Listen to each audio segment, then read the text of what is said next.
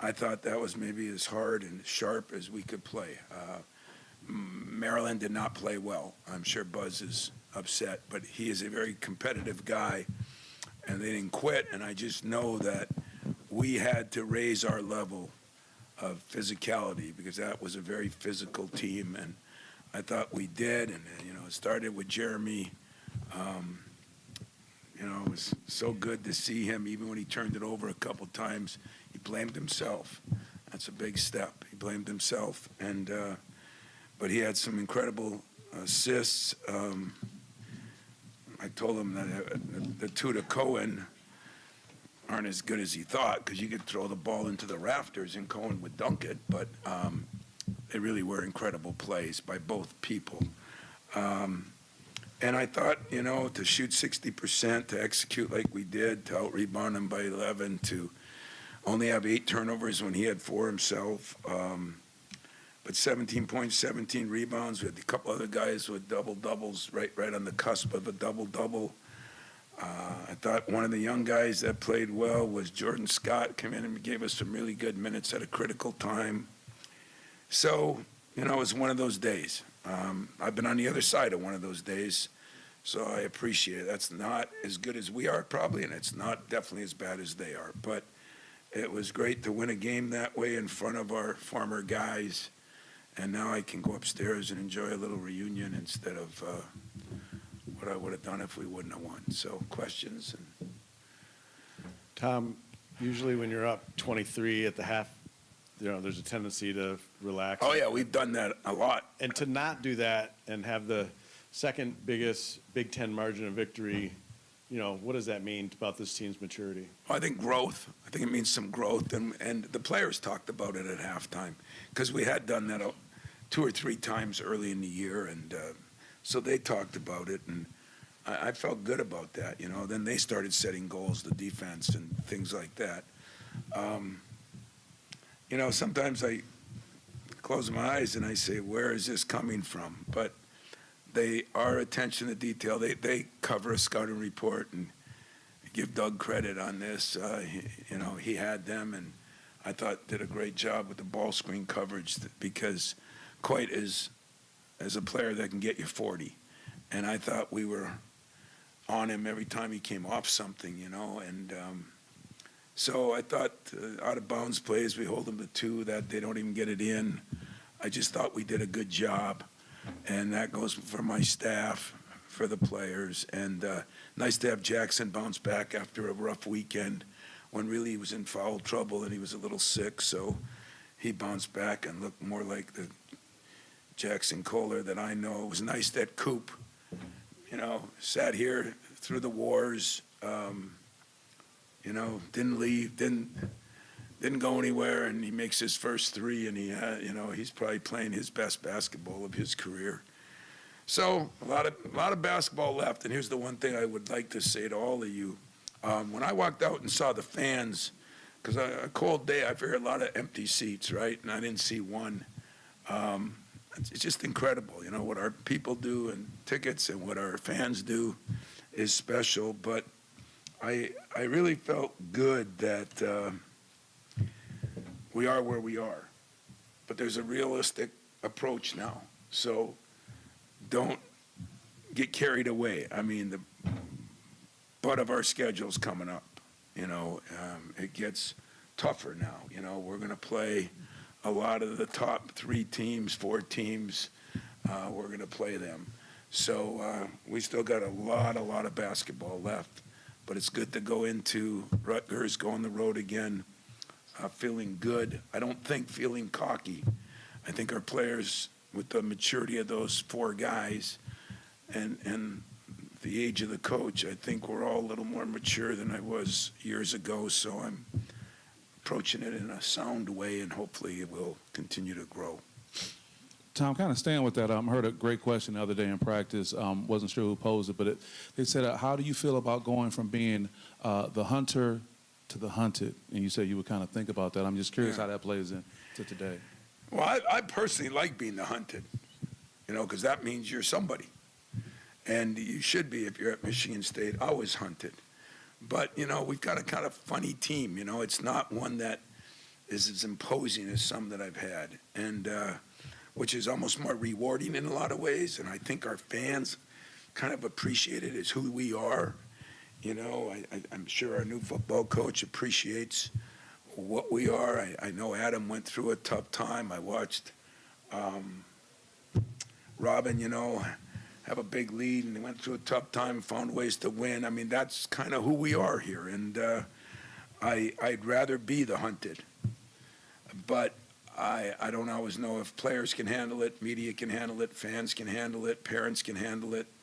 Now, let's see, agents can handle it, NCAA can handle it. I mean, there are a lot of people that got to handle it now. And yet, that's my job. My job is to make sure we do handle it. And I can promise you in tomorrow's meeting, it'll get turned right back around, and we go into Rutgers with the same mentality. Tom, over the past few weeks, what do you think has led to Jeremy Fear's offensive explosion? You know, he's not necessarily shooting the ball from range that good. You know, he's making a few more, but he kind of started working on his mid-range a little bit more. He started using that little bank shot when he's driving. I think he's feeling more under control. Yeah, he's been fun, you know. Like, it's odd that a scoring point guard, especially in this system, in Cassius, Kalen were probably the two guys that did it, but it's not the norm, and he's not really a scorer coming out. But what he is he's been very, very efficient, and that's what I like most. And I think, honestly, his defense is now starting to rise up. He did a much better job defensively, and I told him, I told you guys, I did not think we were defending sometimes at the guard spots the way we need to. And it's fun when guys take challenges, and maybe it's to stick it to me, maybe it's to stick it to somebody else. Hell, maybe it's to stick it to my mother. You know, who knows what the reason is, and who really cares what the reason is? The bottom line is, do we get it done? And we are getting better. Today we got better defensively with each and every player.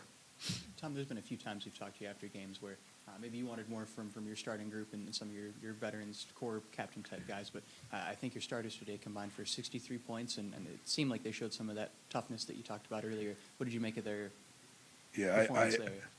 I mean, who wouldn't love the way you play when you win by that? I guess that's stating the obvious, but I like the huddles. I like the approach. I like the halftime. I like the players taking over. I like the players talking about, you know, we got to make our defensive goals. We got to do this. We can't turn the ball over. We got to be under 10.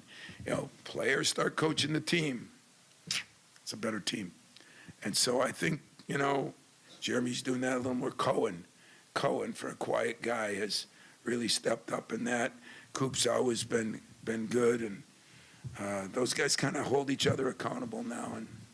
But like I said, hang on, because it's going to get a little rougher here. And I don't think anybody's going undefeated the rest of the way, neither us or other teams. But it's going to be, I think there's 5 or 6 teams that got 1 or less losses or 2 or less losses now in the league. And so there's a lot of pretty good teams. Tom, Buzz knows enough about you and Michigan State basketball. He couldn't have been surprised by what you want to do. But what does it say about focus and intensity that you have 31-zip lead in fast break points? Yeah, you know, I mean, especially on his team who's athletic, and we were worried about their break. And I think our guys in 2 days prepped really well. And that's what's exciting, because if you can do that after a road trip, getting in at 6 in the morning, that's going to help you later on, whether it's the Big Ten tournament, the NCAA tournament. You know, you have to be able to prep, and you have to be able to get a lot done in a short period of time. The out-of-bounds plays kind of told you that, even down to an out-of-bounds play, I thought they were very focused in on what they got to do. And in saying all that, you know, I talked to Buzz for a minute after, but they did not play well. I mean, you know, that is not how they play, and that is not how they've been playing. They've struggled some, but today was, you know, I think it was a little bit of everything. You know, maybe their trip from Illinois, maybe the fact that our guys were hungry, maybe our former players, maybe our crowd was great, maybe all the above. But I don't think we're 40 points better than Maryland, I think today we were. Tom, I wanted to ask you a little bit about the break, but also those three stretches that you had in particular. But first, you had 19 points in the first half on the break, and you had talked about trying to put the foot on the throat. And it seems like this team was doing it, and then how much the offense and defense dovetailed together with the three big runs that you guys had. Well, if you defend and you stop people, the runs get better, you know. Then if you score at all, you keep adding points. And I thought we put it together. I thought early we were good, and then all kidding aside, when Jordan Scott came in, he made a couple of plays, got a rebound, hit a three, and it just kind of ignited us even more. But, yeah, those runs, you know, on our break, and we thought, too, one of the things we had to do was wear down a couple of those shooters, especially the little guy, because he's electric, man. I mean, if you watch film on him, it's like watching Cohen dunk when he's making long threes. It's scary, and but I thought we did maybe wear him down a little bit, and I thought Buzz tried. You know, his team must have been tired because he did a lot of subbing. He was subbing. He subbed, you know, 30 seconds, 20 seconds into the game, and so, you know, maybe his guys were a little run down too. But those runs were big, and if Jeremy's running the team and guys are running their lanes, you know, we can do it, and we did do it today. Tom, a couple for you. How green is the light for Carson to shoot after he knocked down the one for his first career three? And then how aware were you of the number of assists Jeremy had in the second half and the record? Because obviously with the score out of reach. Yeah. I found out Jeremy, with about 7 minutes left, had 14. Okay, because I look at the sheet once in a while too, just to figure out what we're doing. And I mentioned it in a huddle. I said, you know, if you're running down the court, I know you like to score, but you're within reason of a record. And then when he got to 16, and it's a fine line, you know, like it was. If he was at 19, I might have left him in, because I think players deserve some of those things once in a while, as Mateen did, in my humble opinion. But it goes with some things that I don't believe in either. We got enough problems in our profession right now. I don't need to be running it up on somebody. And when I said it, you know, because they have goals, and now 20 was not one of his goals, but it was getting close. And when Jackson Kohler is 1 or 2 off from a double-double, or Coop 1 or 2 off, you know, they want to obtain those goals, and I want them to obtain those goals. But when I told them that, you know, 5 minutes left or 4.5, you know, we're not going to do that. They got players down there. I've been on that side of it, and they were absolutely great. And that made me feel good about my program and the type of guys I got in my program. The Cooper 3, does he have the green light? Are you on drugs or what? No, you know, depends what the score is. But I was happy for Coop, you know. I mean, like I said, those guys have given me a lot. And seeing them have some joy once in a while, because it's not going to happen very often. And it wasn't like it was screw-around time. It was still in the game. But I will say this, all kidding aside, Carson Cooper has improved his shot and his free throws. I don't know, what was he tonight? What was he? 5 for 5. You know, he's done a hell of a job.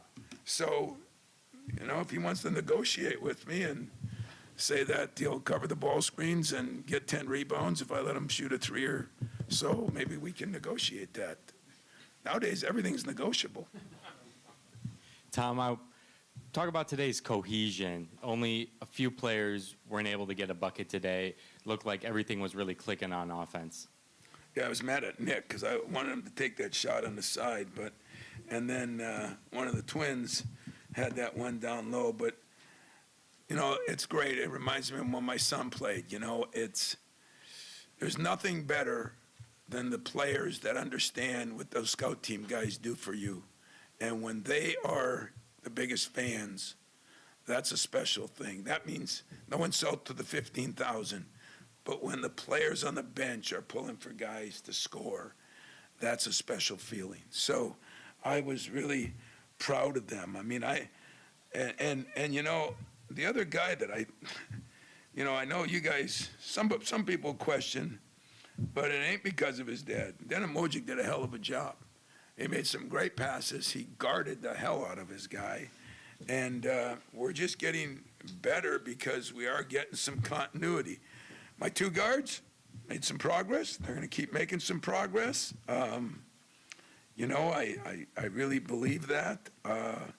So we'll just keep pushing them, and the other guys are playing pretty well, and see if we can keep it going a little bit. Yes? Coach, recently this season with Cohen's offensive shooting struggles, you said recently it'd be a cold day in hell before you gave up on Cohen Carr. Back-to-back games, double-digit points, but more importantly, efficiently over 65% from the field as well on many attempts. What's it like for this team when he is as efficient as he can be offensively and defensively, especially in these last two games? Well, you know, I interviewed with Raff after the game. I love Bill Raftery. He's one of the best. And in fact, it was a hell of a crew here with Ian and Robbie. But, you know, Raff said he came out of his chair on a couple of those dunks. Well, there were people up in the Euchre section that came out of their chair.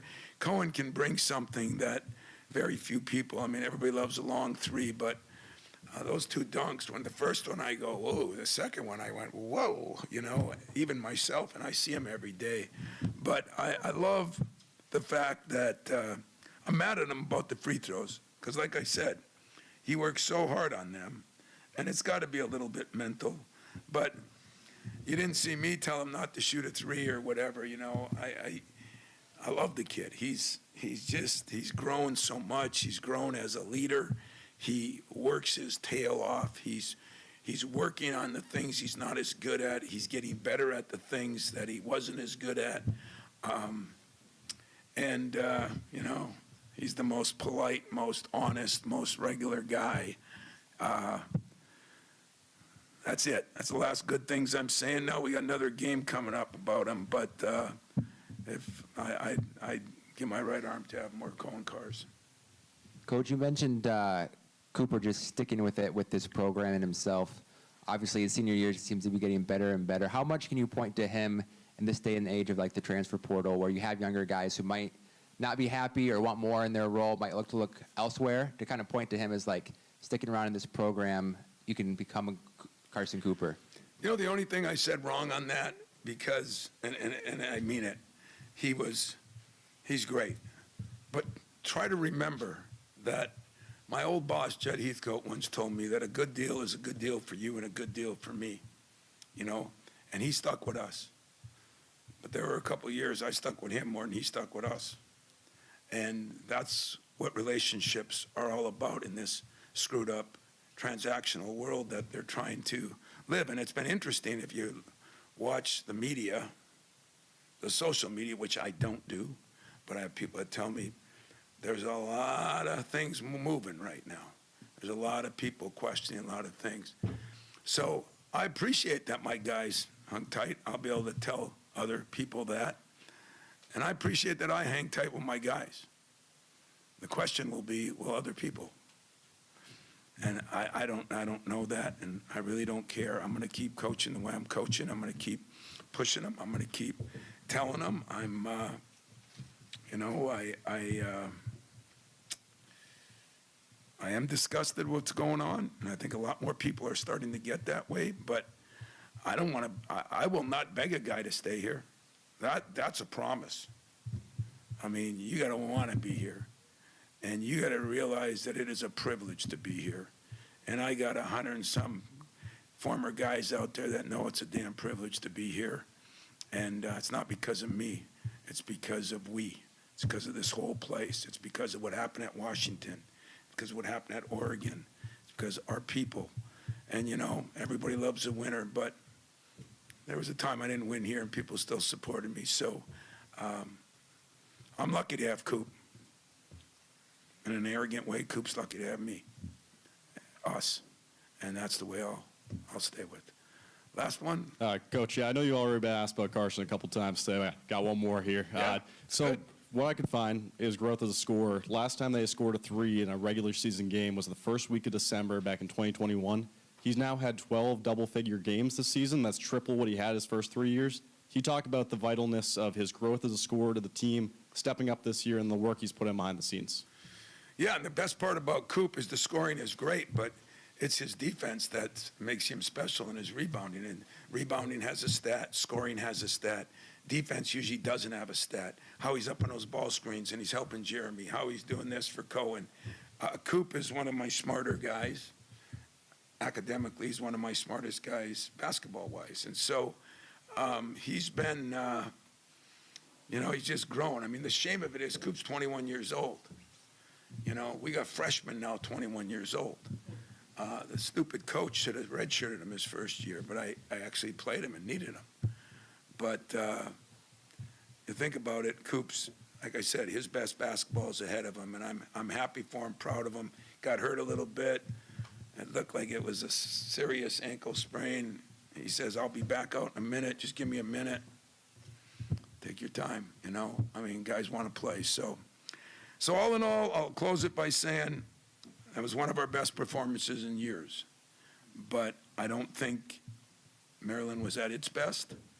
I think that we've got to be cognizant now that cautiously excited because we've got a road game now at Rutgers, and then the gambit gets tougher and tougher. But going into it, to sit here and being, 18-2, that's a hell of a start. One of our best starts in the history of this school, getting close to. And let's keep, my goal for teams always is do something that is different than somebody else has done that's been here, so you have your own legacy. Well, maybe we can break the best start. Who knows? We got a lot of work to do, but loved our fans today, man. Give them credit. Cold weather. Hope everybody stayed healthy. Like I always say to recruits when I get ripped on those California and Florida, it was 72 and it was really hot in the gym today, so it was great. Thank you.